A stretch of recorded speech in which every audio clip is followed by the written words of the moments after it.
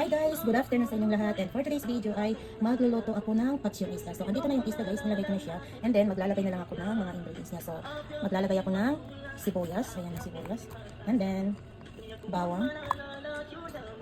Maglalagay din ako guys dito ng luya. So ayan yung luya natin, at syempre hindi mawawala ang ating kamatis. Ayan, para makulay ang ating pista.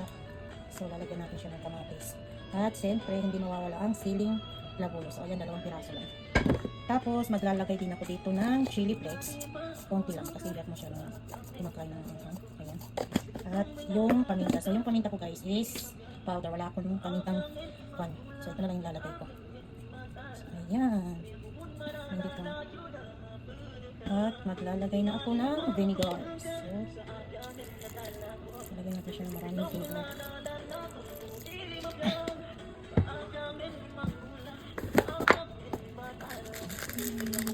Maglalagay din tayo ng magic sarap.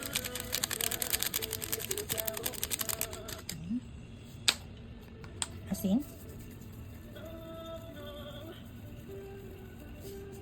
At saka konting tubig.